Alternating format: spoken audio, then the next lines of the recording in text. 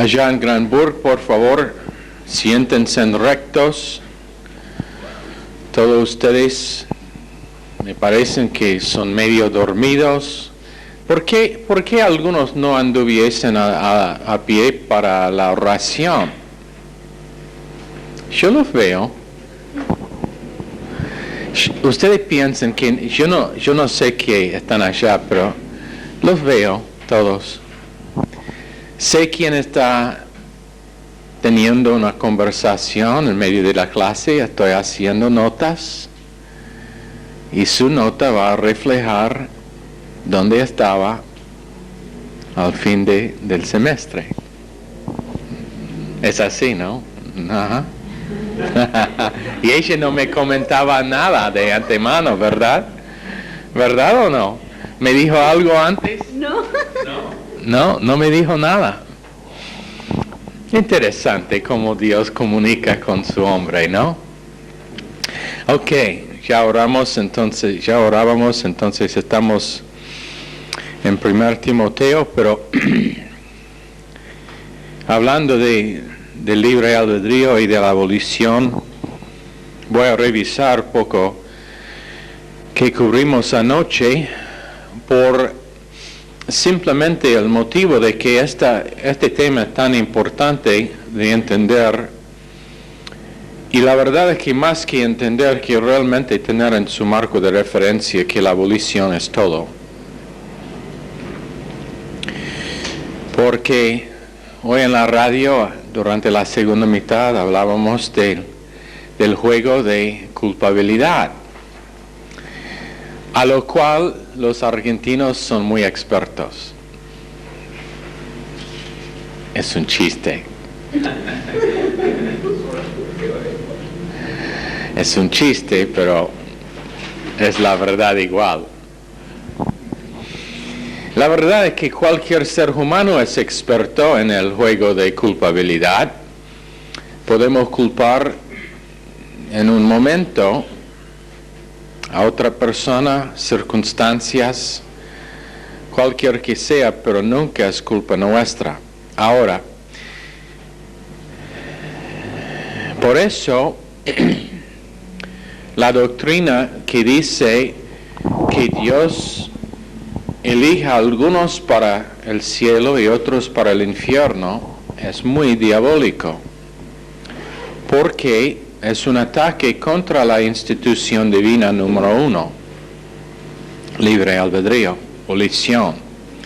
Entonces, les di anoche 8 puntos que tienen que ver con la abolición, lo voy a repetir. Primero, donde en el huerto de Edén era la abolición, conjunto con el hecho de que el hombre iba a vivir por la consecuencia de sus decisiones. Número 2, la rectitud y justicia de Dios siempre han sido justo y igual en la integridad de su veracidad divina, a través de la santidad de su esencia, que simplemente significa que la naturaleza de Dios es tal que no puede actuar en otro que una manera justa con nadie. Entonces no puede tratar a un grupo distinto de otro grupo. Por eso el libre albedrío tiene que estar protegido. Las 5 instituciones divinas siempre estarán defendidos por Dios y nadie puede quitar de una persona el libre albedrío. Encarcelamiento no lo puede hacer. Amenaza de muerte no puede cambiar el hecho de que cada persona puede decidir.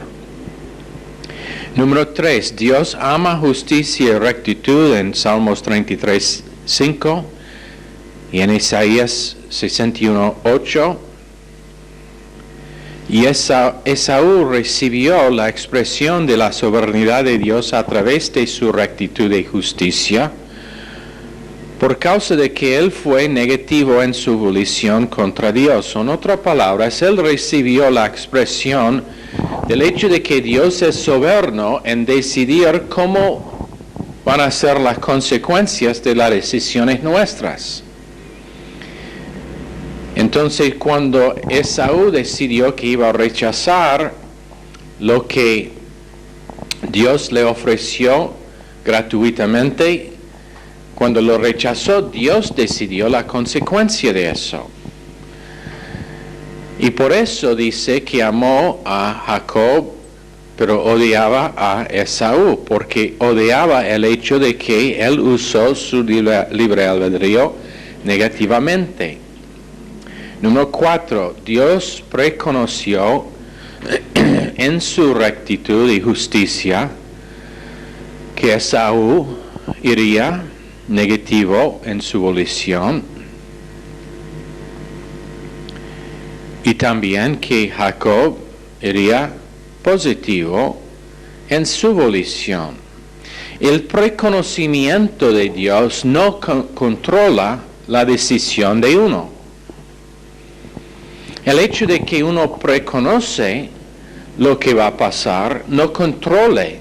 Por ejemplo, digamos que Pastor Collins ha visto un video y ha visto demasiado. Pero digamos que él ha visto un video. Y un grupo de nosotros estamos mirando este video y él empieza a contar lo que va a pasar de antemano. A nosotros, quienes no conocemos nada. Bueno, a la mente no lógica parece que él está controlando lo que pasa en el video, cuando simplemente tiene preconocimiento de lo que va a pasar por haber visto el video antes. Bueno, por causa de que Dios vive en la eternidad y no en tiempo, él ha visto el video antes. Él sabe lo que va a pasar, él sabe el principio, el fin desde el principio. Pero no es en control de lo que pasa, simplemente conoce cómo una persona va a usar su libre albedrío. Ahora, si uno dice, entonces, ¿por qué Dios creó a esa persona que iba a actuar negativamente en su libre albedrío? Porque es justo en dar a una persona la oportunidad de usar ese libre albedrío y no controle a esa persona. No es que él es en control de la persona y esa persona tiene exactamente las mismas oportunidades que la persona que usa su libre albedrío, su volición positivamente. En segundo de Pedro 3:19, Dios no quería que Esaú se pierda, igual con que no desea que nadie se pierda, pero que venga al conocimiento de la verdad en 1 Timoteo 2:4. Si quieren saber lo que era ese sonido que pasó hace recién, era René diciendo amén a lo que estaba predicando. Número 6. Dios murió por los pecados del mundo entero.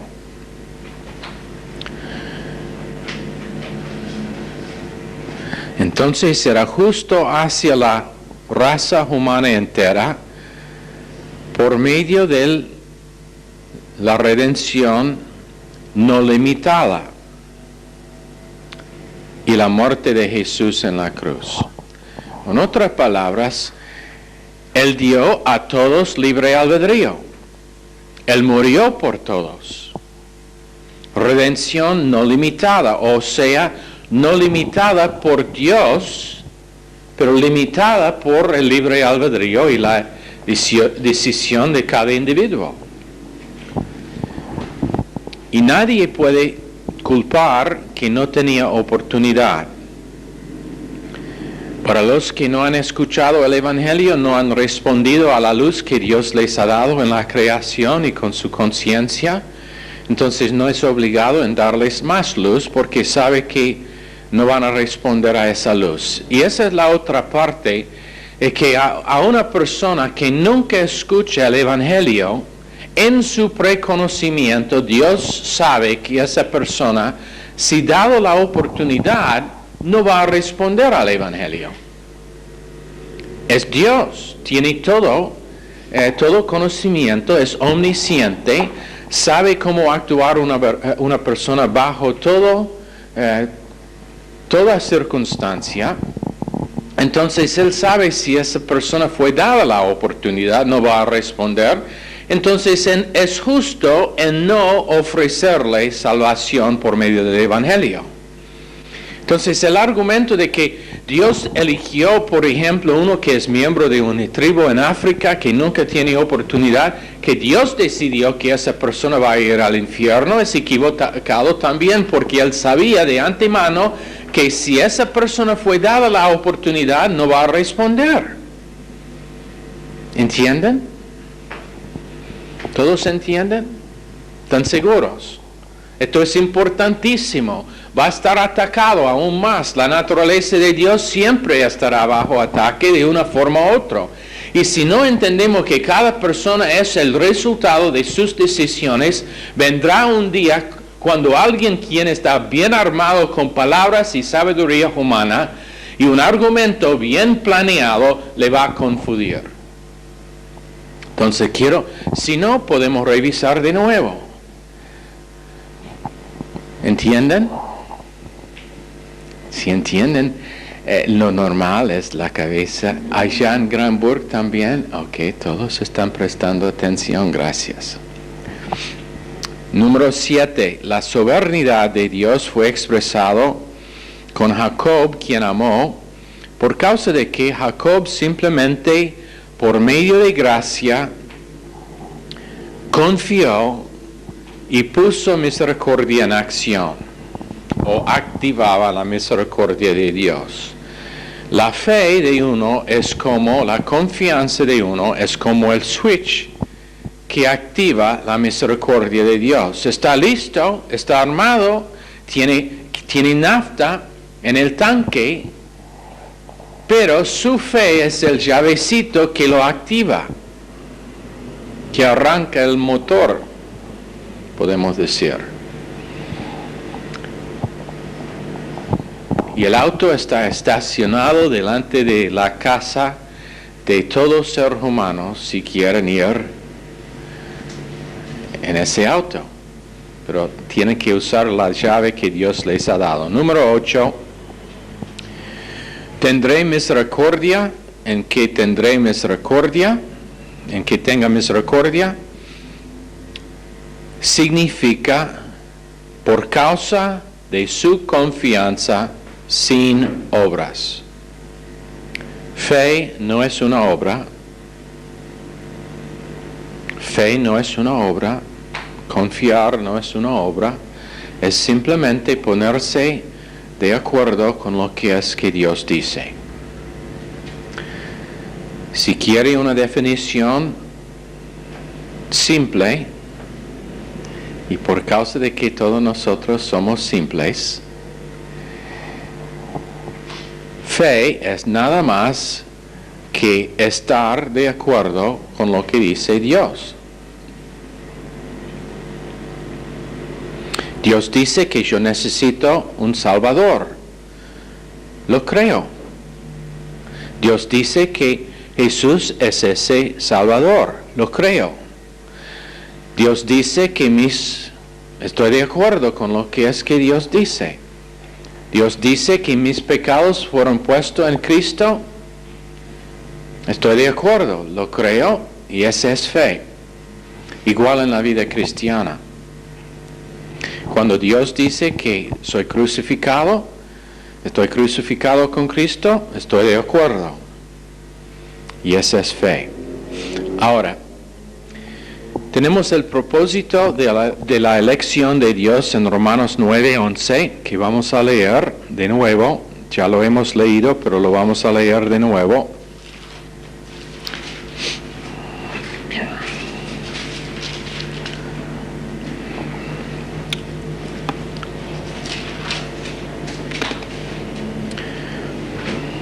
Pues no habían aún nacido, ni habían hecho aún ni bien ni mal, para que el propósito de Dios, conforme a la elección, permaneciese, no por las obras, sino por el que llama.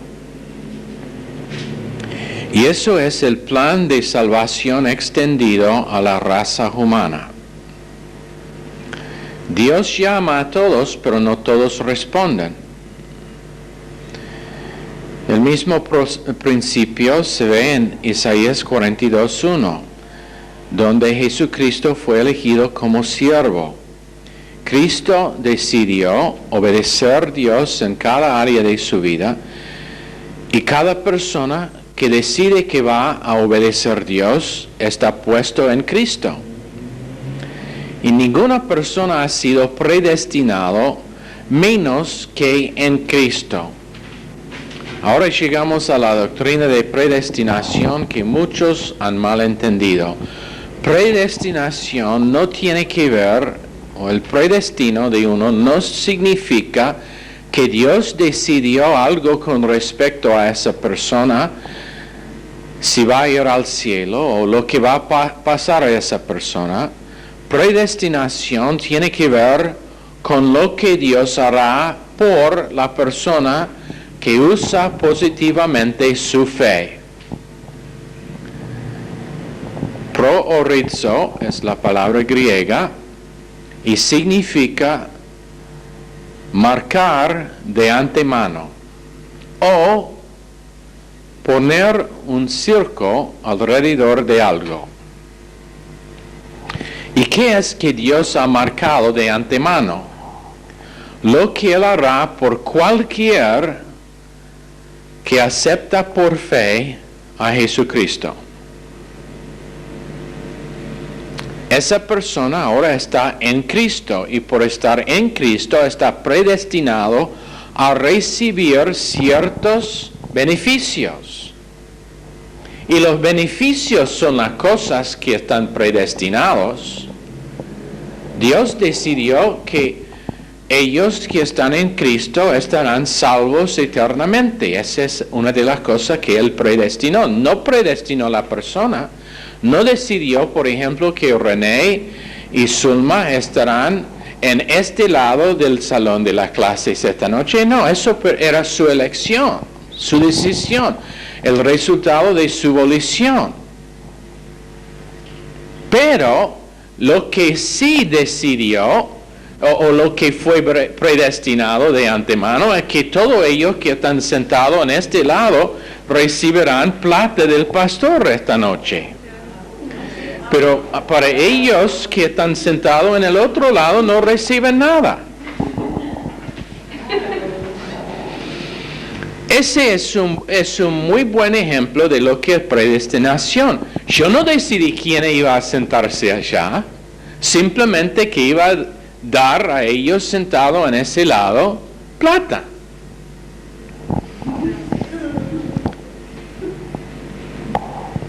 ¿Entienden? Predestinación. Fue predestinado que cualquier que se sentaba en este lado recibiera algo. Una fortuna era. Si ustedes allá en Granburg no vieron la cantidad que les di, era una fortuna. Bueno, si tiene 2 o 3 años, probablemente era una fortuna. Dios es igual. No decide quién será salvo, simplemente qué son los beneficios que tendrá tal persona. Y siendo que Jesucristo está predestinado, una vez que está en Cristo, la persona también está predestinado a todas las cosas que pasará a Cristo. Cristo se resucitó, yo también. Un día voy a estar resucitado. Y cualquier quien está en Cristo. Soy hijo de Dios porque Cristo es hijo de Dios. Soy heredero y coheredero con Cristo, porque esa es una de las cosas que Dios predestinó para todos ellos que usan su fe. Es muy simple. No tiene nada que ver con el hecho de que Dios es el autor de quienes serán salvos. Ahora, unos van a decir, este es un argumento para que Dios es responsable para los que van al infierno, porque Él crea a ellos que van al infierno. Entonces, si Dios es justo, ¿por qué Él crió a ellos que van a pasar la eternidad en el infierno? ¿Quién sabe a contestar esa pregunta? ¿Alguien? ¿Tiene idea? ¿Cómo va a responder a la persona que dice, Dios es Él quien decide quién va a ir al infierno? Porque Él crió a esas personas. ¿Nadie? ¿Maru?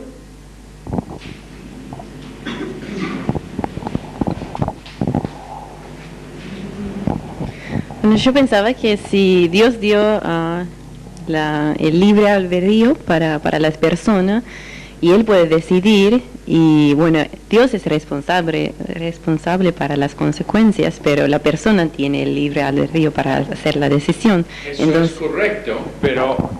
correcto, pero siendo que Dios sabe de antemano quién va a usar su libre albedrío negativamente, ¿por qué los crió en primer lugar?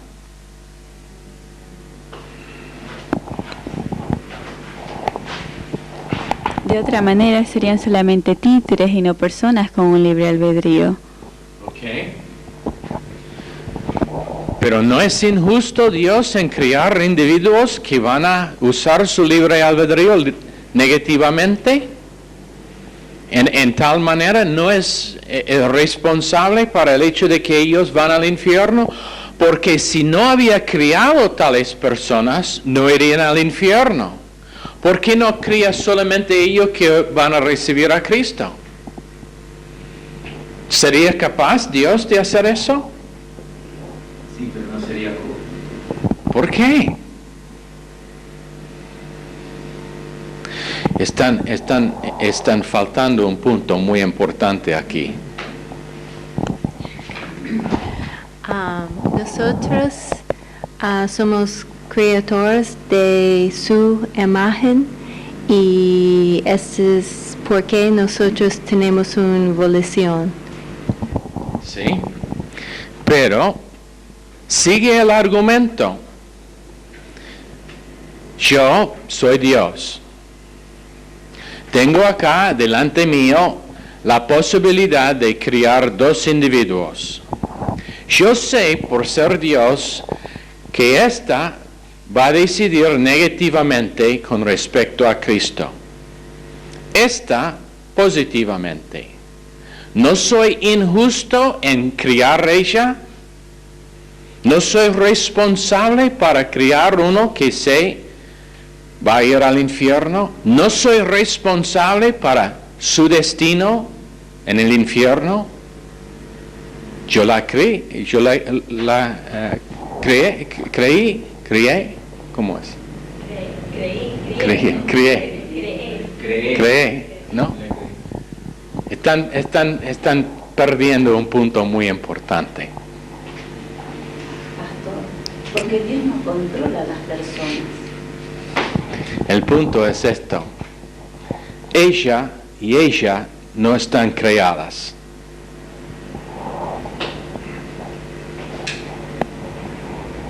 Son nacidas.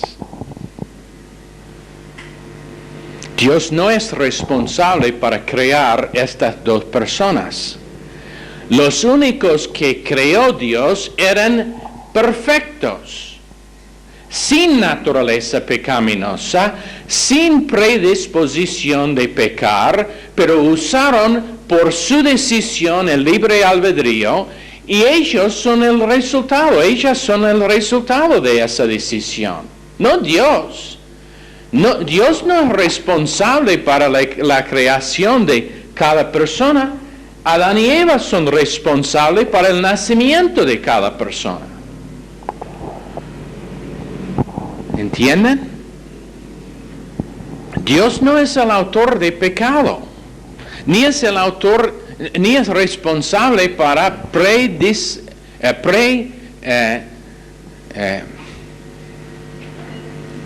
predestinar. La palabra me escapó por un momento. Por predestinar unos al infierno y otros al cielo. Él es justo, es más que justo en el sentido que los únicos dos que Él creó fueron puestos en un lugar perfecto, sin pecado, sin naturaleza pecaminosa. Igual ellos decidieron con su libre albedrío, que era la oportunidad de glorificar a Dios en sí mismo, usaron ese libre albedrío para ir en contra de Dios. Y toda la raza humana descendió de esa decisión. Esa es la importancia de la abolición. Nunca puede decir uno que Dios es responsable para criar gente. Entonces, porque sabiendo Dios de antemano que Adán y Eva iban a usar su libre albedrío negativamente y que la raza humana descendería de ellos, ¿por qué lo hizo? Porque crió a Adán y Eva. Porque su propósito era más alto que nosotros. Eso es el porqué. Y dio a todos la misma oportunidad. Todos están nacidos con la misma oportunidad, nacidos con naturaleza pecaminosa por la gracia de Dios, pero con la posibilidad de conocerle a través de Jesucristo si responden correctamente. Y su propósito es manifestar a Cristo a través de las decisiones positivas o negativas de esa raza que descendió de su creación perfecta. Ahora, cuando somos salvos, todas cosas ayudan a lo bueno, a ellos que están en Cristo, por la verdad posicional. Por estar en Cristo, todo lo que pasa al creyente va a terminar bien por simplemente el hecho de que estamos en Cristo. Estamos elegidos y puestos en Cristo en 2 Corintios 5, 17. Criaturas nuevas, escondido con Cristo en Dios en Colosenses 3, 3.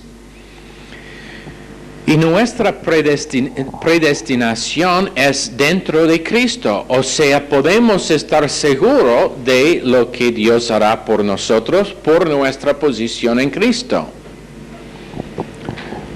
Por un acto no de mérito en confiar en la gracia perfecta de Dios.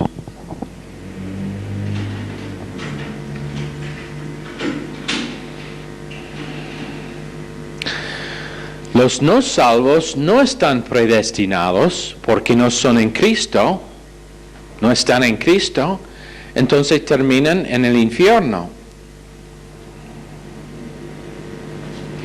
Solamente los salvos tienen un plan dado por Dios. Los no salvos no tienen propósito otro que manifestar que Dios es justo, y eso pasará y será visto absolutamente en el trono blanco cuando se revela delante de toda humanidad la justicia de Dios en condenar a algunos al infierno y permitir por su gracia y misericordia que otros entren en el cielo eternamente. Pero la abolición es lo que es el decidor del alma. ¿Es eso una palabra? Pero hace sentido, ¿no?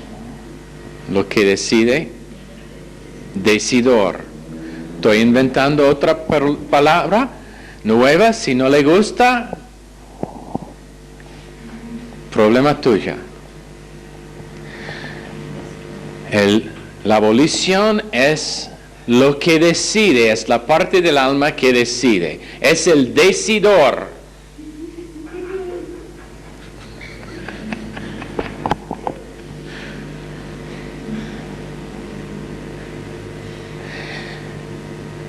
¿Entienden lo que quiero decir por decidor? El que decide, ¿no? Bueno, entonces, ¿qué es el problema con inventar una palabra nueva? Si necesitamos una palabra nueva para describir algo que pase eternamente y espiritualmente, ¿por qué no podemos inventar una palabra?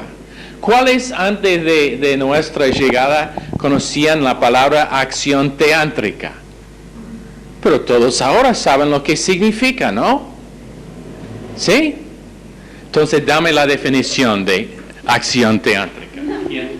¿Quién puede? El Padre es el que dio el plan, el Hijo ejecuta y el Espíritu Santo imparte a todos nosotros. ¿Y qué más? Y la palabra de Dios que da definición. Bien. Bien hecho. Sí, sí.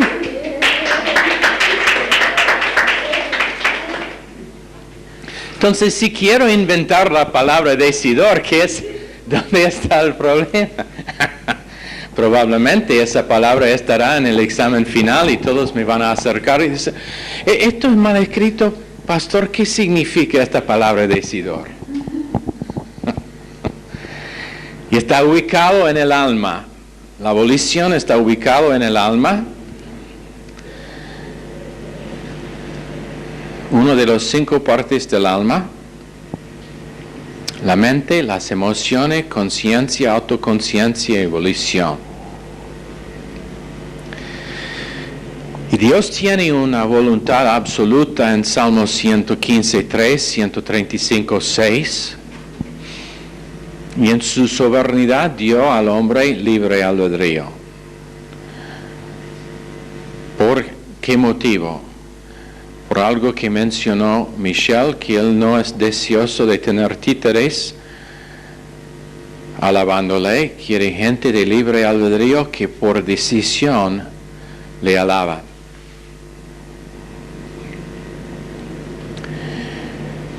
Y el libre albedrío es algo que es de la clase tercera, que significa que lo puede usar o no usar para elegir Cristo, para aceptar a Cristo. Por ejemplo, en Juan 3,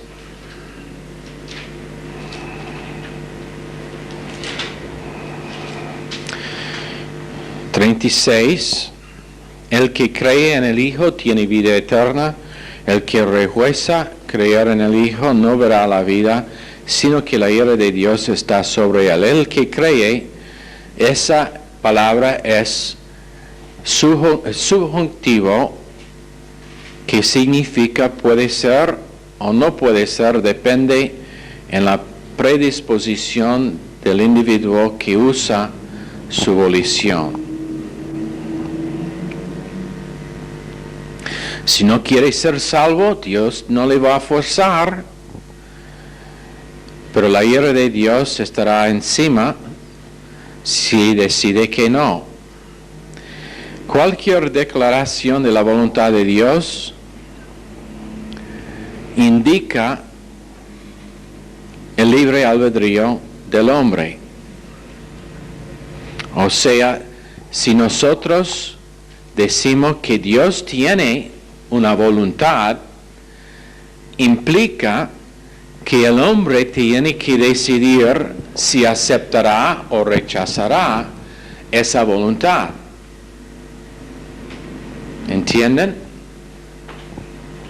Si tiene una voluntad que es violable, que significa que podemos ignorar su voluntad, implica que nosotros tenemos libre albedrío. Y en su soberanía Dios dio al hombre libre albedrío, pero ciertamente no predestinó a algunos para ir al infierno. Esa es una doctrina demoníaca totalmente. Pero te digo una cosa, cuando estamos evangelizando muchas veces escuchamos algo muy parecido. Probablemente todos acá lo han escuchado. ¿Sabe de lo que estoy hablando? ¿Sabe de lo que estoy hablando? ¿Qué cosa? Las personas cuando estamos evangelizando y las personas dicen de que por qué Dios manda a alguno al infierno y... Ok, pero estoy pensando en algo específico. Con un grupo específico con quien siempre hablamos porque todo argentino es miembro de ese grupo. Un argentino y de Boca y una cosa más, ¿qué es? ¿Ah? Sí, ¿y qué es que dicen? Ellos, de que... Cuando los preguntamos si van a ir al cielo. Sí, porque son buenos. Algunos dicen porque van a ir porque son buenos. En algunos casos, sí. Más frecuentemente, ¿qué dicen? Depende. ¿Cómo? Depende cómo me comporto. Pero ¿qué más dicen? Dios decidirá, ¿no? ¿Cuántas veces lo han escuchado? Dios decidirá, Dios sabrá. Si Dios quiere. Si Dios quiere, y la Virgen, por supuesto, pero Dios decidirá, Dios sabrá, pero nosotros no. Misma doctrina que dice que el hombre no tiene libre albedrío y está enseñada en una iglesia que tiene nombre de cristiana. Es diabólico. Es un ataque contra la naturaleza de Dios. Es algo que dice que Dios está jugando con seres humanos como son títeres y que algunos van a estar echados como no tienen valor en el infierno, otros por su... ¿qué es la palabra que quiero? Por su... es una palabra que me escapó de nuevo. ¿Cómo? ¿Invente una palabra? No. Cuando uno es... no importa. Pero lo importante es que Dios ha dado la misma oportunidad a cualquier, y esa oportunidad se anuncia cada vez que el Evangelio se predica. Y si uno lo rechaza, eso es el porqué tan importante cuando estamos evangelizando, que lo hacemos lo más claro, perfecto. Eso es el porqué los dibujos son tan útiles con respecto a evangelizar, porque da algo en que gente puede ver claramente que es un error en el corazón mío.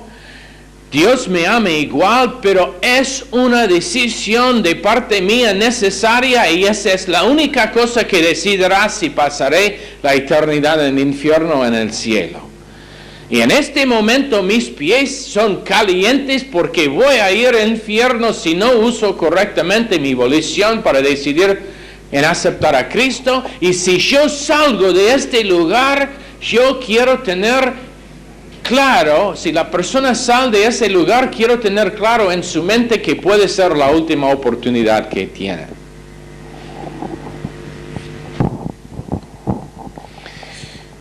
Porque lo único que anda entre ellos es una decisión muy simple, en recibir el amor que fue a la cruz.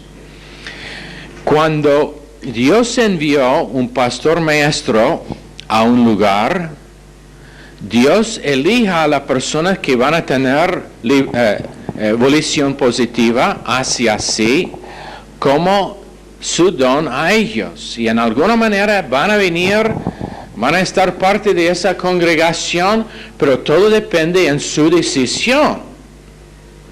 Él decidirá quién llegará por las puertas nuestras, pero dependerá en su decisión.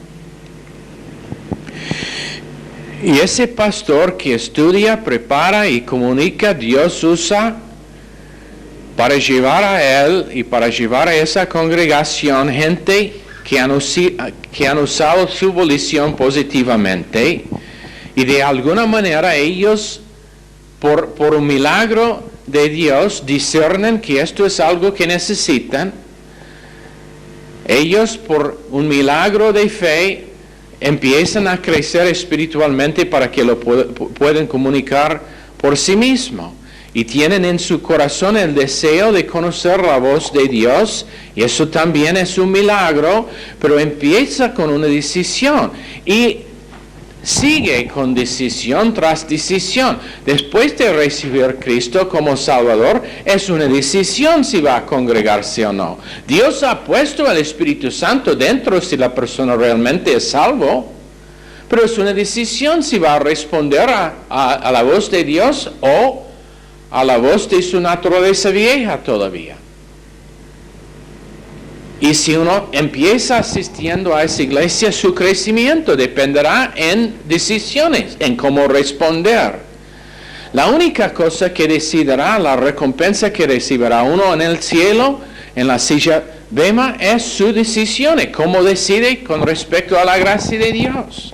Cuando fracase en levantarse y ir adelante de nuevo, esa es una decisión que merece recompensa en el infierno, no, en el cielo, sí, en la silla bema. Cientos de gente vienen a un ministerio a veces para oír, pero muchas veces vuelven atrás por causa de sentimentalismo y una decisión que no van a someter a lo simple de estar entrenado y enseñado, porque no se siente tan emocionado. Pero es una decisión. Dios les da la oportunidad. Él envió un pastor para enseñarlos. Te digo una cosa, y esto es muy, pero muy grave. Hay gente que están escuchando la radio que son capaces de venir y congregarse y recibir aún más, pero no lo harán porque no es conveniente y estarán juzgados en la silla bema y sufrirán pérdida de recompensa por no tomar ventaja de lo que Dios hizo. Dios les dio la oportunidad. Y bueno, me llaman para consejo, pero siguen congregándose en la misma iglesia como siempre. ¿No te parece medio raro? Me llaman para consejo. Pastor, ¿qué debo hacer? Esto es lo que está pasando. ¿Qué debo hacer? ¿Está congregándose en una iglesia? Sí. ¿Por qué no pregunte a su pastor? Oh, es demasiado ocupado, tiene muchas cosas que hacer, es pastor de una iglesia grande, no tiene tiempo por uno que es tan insignificante como yo. ¿Sabe lo que quiero decir? Tampoco yo.